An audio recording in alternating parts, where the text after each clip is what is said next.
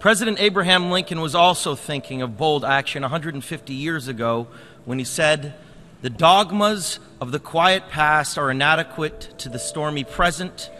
As our case is new, so we must think anew and act anew. We must disenthrall ourselves, and then we shall save our country." He was speaking before the U.S. Congress to confront the defining issue of his time, slavery.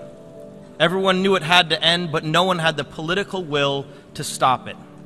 Remarkably, his words ring as true today when applied to the defining crisis of our time, climate change. As a UN messenger of peace, I have traveled all over the world for the last 2 years documenting how this crisis is changing the natural balance of our planet. I have seen cities like Beijing choked by industrial pollution, ancient boreal forests in Canada that have been clear-cut, and rainforests in Indonesia that have been incinerated.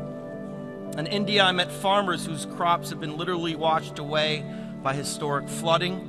In America, I have witnessed unprecedented droughts in California and sea level rise flooding the streets of Miami.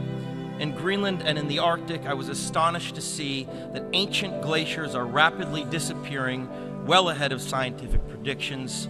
All that I have seen and learned on my journey has absolutely terrified me. There is no doubt in the world scientific community that this is a direct result of human activity and that the effects of climate change will become astronomically worse in the future. You know that climate change is happening faster than even the most pessimistic of scientists warned us decades ago. It has become a runaway freight train, bringing with it an impending disaster for all living things. Now think about the shame that each of us will carry when our children and grandchildren look back and realize that we had the means of stopping this devastation, but simply lacked the political will to do so. Our planet cannot be saved unless we leave fossil fuels in the ground where they belong. Massive change is required right now, one that leads to a new collective consciousness, a new collective evolution of the human race, inspired and enabled by a sense of urgency from all of you. We all know that reversing the course of climate change will not be easy, but the tools are in our hands if we apply them before it is too late. Now is the time for bold, unprecedented action.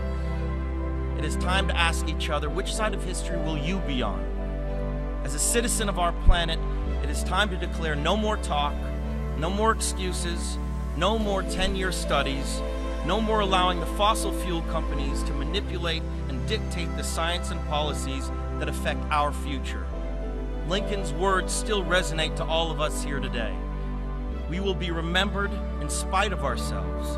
The fiery trial through which we pass will light us down in honor or dishonor to the last generation. We shall nobly save or meanly lose the last best hope of Earth. That is our charge now. You are the last best hope of Earth. We ask you to protect it, or we and all living things we cherish are history.